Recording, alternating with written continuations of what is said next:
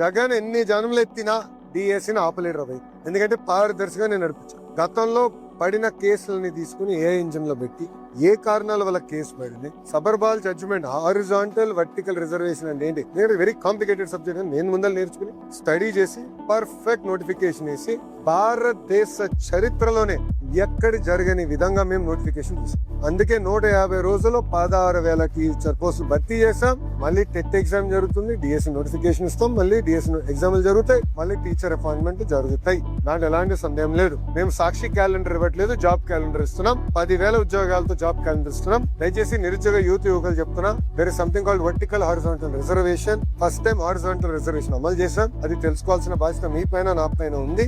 ఇది horizontal reservation పాటించకపోతే Sabharwal judgement అనేది ఉంది. ఆ జడ్జిమెంట్ అడ్డంగా పెట్టుకుని ఈ వైకాపా పార్టీ మన కోర్టులో వేసి స్టే తీసుకొస్తాం. ఈ వైకాపా పార్టీకి చెందిన నాయకులే 240 కేసులు వేశారు స్వామి. 240 కేసులు వేశారు. దాంట్లో 43 కేసులు ఇప్పటికీ కోర్టు డిస్మిస్ చేసింది, మిగతా హియరింగ్ చేసింది.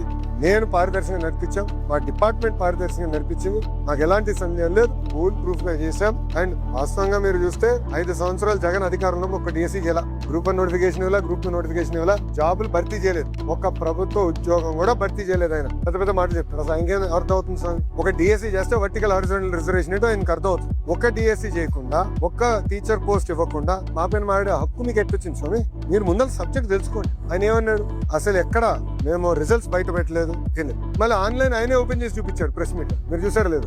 ర్యాంకులన్నీ మళ్ళీ ఆయనే చదివి చెప్తున్నాడు. మళ్ళీ అది ఎక్కడి నుంచి వచ్చినట్టు ఆన్లైన్ కదా. అంటే ఒక అబద్ధం 10 సార్లు చెప్పి నిజం చేసాం ఆయన ప్రయత్నిస్తున్నాం. ఇప్పుడు మళ్ళీ కులం కూడా తీసుకొచ్చు. దౌర్భాగ్య స్థితి ఏంటంటే 2014 నుంచి 19 ఇట్లనే వాళ్ళు ఏం చెప్పారంటే ఒకే సామాజిక వర్గానికి చెందిన వాళ్ళందరినీ డిఎస్పీ చేశారు. ఆనాడు ప్రజలు నమ్మారు. వాళ్ళ అధికారులకు వచ్చిన తర్వాత మేము శాసనసభ సాక్షిలో ప్రశ్న అడిగాం, ఎంతమంది డిఎస్పీలు ఆ సామాజిక వర్గం చెందిన వాళ్ళని ప్రమోట్ చేశారు? తిరిగి చూస్తే 4-5% ఉంది. మళ్ళీ ఆ రోజు అబద్ధం చెప్పినట్టు కదా వాళ్ళు. ఇప్పుడు కావాలని ఒక పెయిడ్ బ్యాచ్ పెట్టినారు. ఒక రిటైర్డ్ పనికి మళ్ళీ ఐఏఎస్ వస్తారు. ఆయన రాష్ట్రానికి ఎలాంటి పని చేయని వ్యక్తిని తీసుకొచ్చి పెట్టి ఒకే సామాజిక వర్గానికి చెందిన వాళ్ళందరికీ స్పోర్ట్స్ కోటా కింద ఇస్తానన్నారు. ఇప్పుడు మేము బయట పెట్టి ఆ మనిషి ఎక్కడున్నాడు? సమాపన చెప్పాలి కదా, చెప్పమనండి. ఇప్పుడు అంటే అబద్ధాలు చెప్పి మా పైన బురద చెల్లి పారిపోతున్నాం. ఇక్కడ నుంచి ఉన్నా కరెక్ట్ గా జగన్ ఇంటికి నేను తిప్పి కొడితే 200 మీటర్లు కొట్టలేను. I'm ready for debate any time.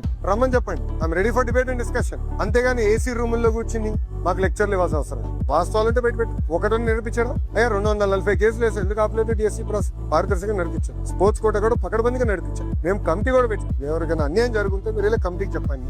ఆ కమిటీలో సీనియర్ అధికారులు పెట్టి ప్రతి విషయం రివ్యూ చేస్తున్నాం. ఎందుకు వాళ్ళకి రాలేదు కూడా చాలా స్పష్టంగా చెప్పారు. ఇప్పుడు మా అధికారులందరూ టెక్నికల్ పైన ఆన్సర్ చేశారు. అక్కడి నుంచి సౌండ్ లేదు, జగన్ గారి దగ్గర నుంచి సౌండ్ లేదు. మళ్ళీ అదే అబద్ధం చెప్పడానికి ప్రయత్నిస్తున్నారు. మేము ఇచ్చిన సమాధానానికి దానికి రెస్పాన్స్ మీరు ఇవ్వాలని నేను డిమాండ్ చేస్తాను. Sudarshan TDP Voice of People, Voice of TDP.